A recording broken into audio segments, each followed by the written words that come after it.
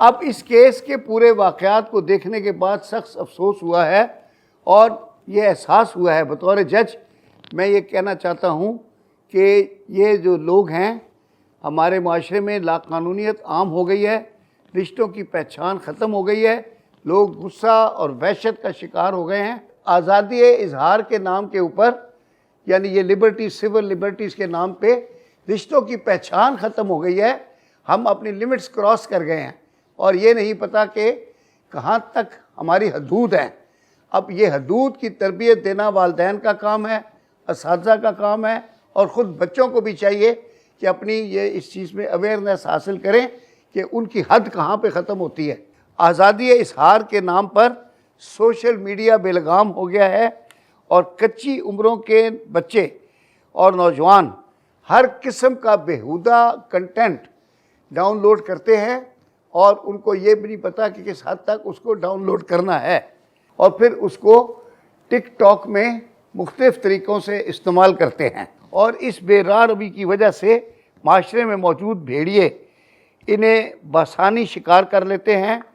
मासूम बच्चियाँ वहशी दरिंदों के हाथों बर्बाद हो रही हैं। इसमें माँ बाप की तरबियत की और उस्तादों की तरबियत की भी बहुत ज़रूरत है, ताकि बच्चों को किस तरह से अपने आप को महफूज रखना सिखाया जाए। आज हालात ये हो गए हैं, इस केस के वाक़यात देखने के बाद आप ख़ुद एहसास करेंगे कि आदमी कितना ख़ुद को गैर महफूज और इनसिक्योर महसूस करता है। ये हमारे यहाँ इंसेस्ट के वाक़यात बहुत आम हैं। आर्टिफिशियल इंटेलिजेंस का ज़माना आ गया है और इसको डार्क नेट का ज़माना कहते हैं।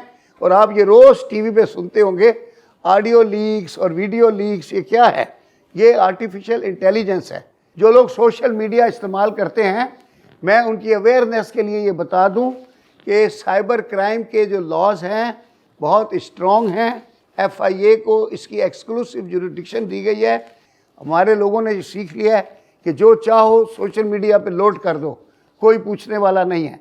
ऐसी बात नहीं है, पूछने वाले मौजूद हैं, लेकिन आपको अपने आप को लिमिट में रखना है। बहरहाल इस केस पर आते हैं। मुल्ज़म के ऊपर जुर्म साबित है, गवाहों के बयानात उसके ख़िलाफ़ हैं।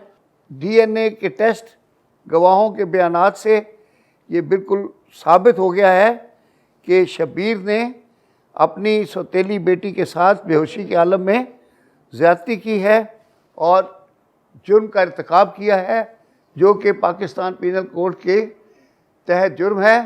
लिहाजा ये अदालत आपको उम्र कैद की सज़ा देती है। अदालत बर्खास्त हो।